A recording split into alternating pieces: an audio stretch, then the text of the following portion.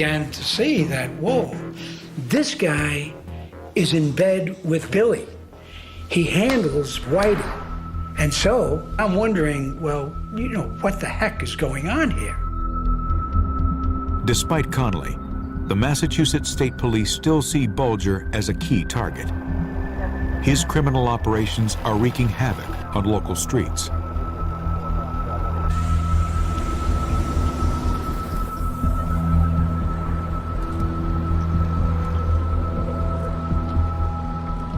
We had to do our job and let the chips fall where they fall. And that's what we focused on. You know, we knew they had killed people. How much more are we going to let that go on? But for the moment, the Bulger crime spree continues. As local police try to get closer, Bulger embarks on a criminal adventure that will make headlines around the world.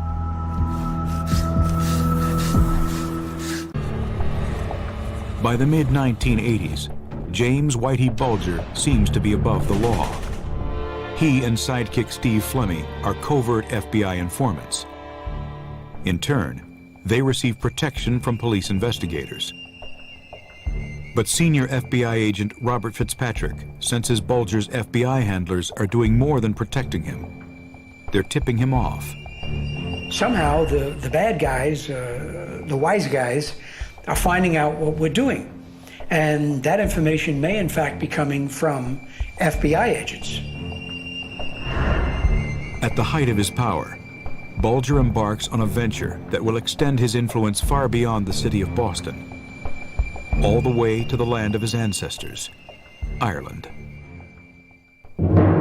Since the late 1970s, Pat Nee, once Bulger's bitter enemy, has devoted himself to a cherished cause: the IRA's war against Great Britain. I grew up in a small little part of Ireland. My family's political beliefs, they were Republican in the Irish sense of the word. We really did feel that the British had no place in Northern Ireland, and we would do whatever we could to help. In 1974, Nee begins running guns to the IRA. Every year, they'd start coming with what we call shopping lists, and the shopping lists became larger. Bulger offers to help. He and Nee begin raising money for guns from an unlikely source: Boston's drug dealers.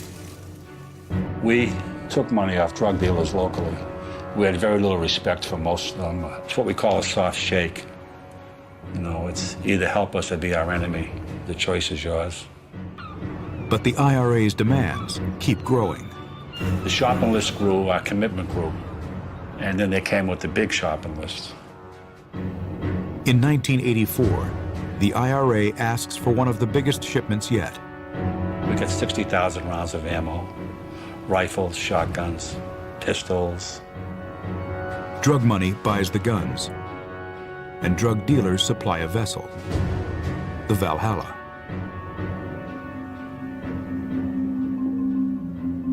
The Valhalla sets sail in September 1984.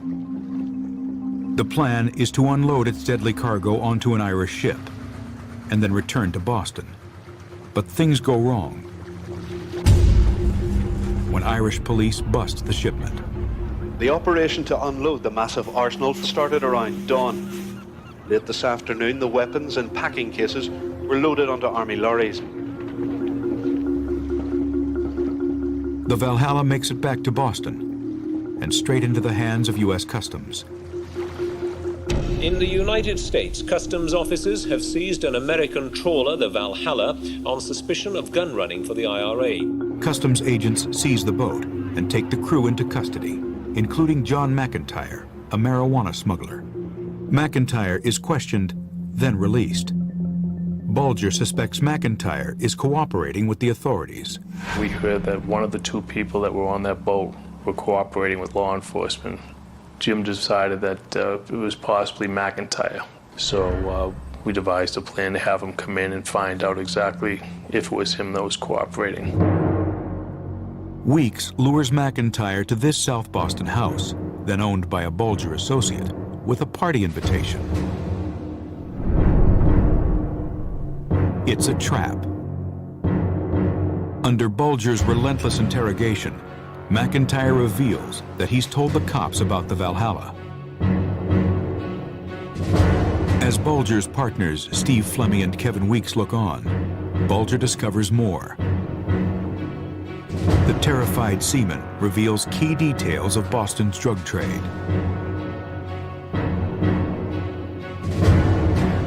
When Whitey Bulger's heard enough, he makes a fateful decision. Jim Bulger decided that he couldn't trust McIntyre, so we killed him. And he decided to shoot him, so he shot him in the head. You know, he was still alive, then he shot him about 4 or 5 more times in the face and killed him. Afterwards, basically, we just took him and we dug a hole and buried the body. Cleaned up and went home. Flemmi yanks the teeth to hide McIntyre's identity. In those days, they didn't have the DNA evidence.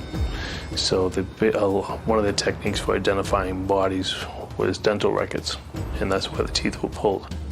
This is not the only person who falls victim to Bulger. Bulger is on a murderous rampage.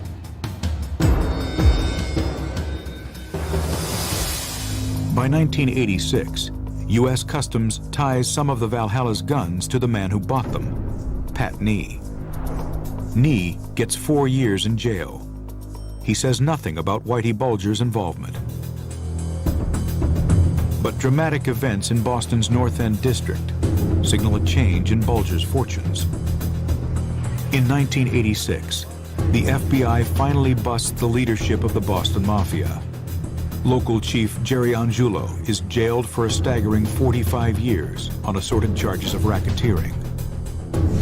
A year later, his consigliere Larry Zanino gets 30 years for similar crimes.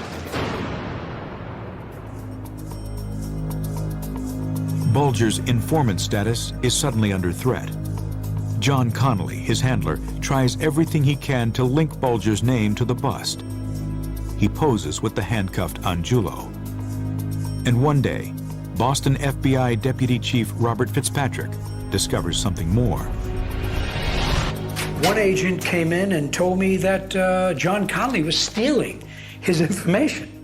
Connolly must have thought, well, geez, their information's better than his, so I'll just borrow it, if you will, and I'll use it. Connolly is stealing reports from other informants and passing them off as coming from Bulger. Fitzpatrick calls FBI headquarters in Washington, D.C. I had said, look, Bulger and Flemmi, you can't use them as informants because you're then in bed with who's ordering the killings, the violence, the extortions, the kidnappings, and you're part and parcel of that. And that was a simple argument I thought I was making, but it fell on deaf ears. Connolly and his supervisor John Morris have woven such a dense web of deceit around Bulger that no one at FBI headquarters believes Fitzpatrick's allegations. I'm going against the grain.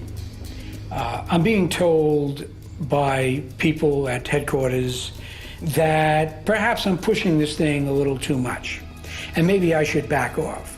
All of a sudden, things are changing, and I don't feel the support that I originally had.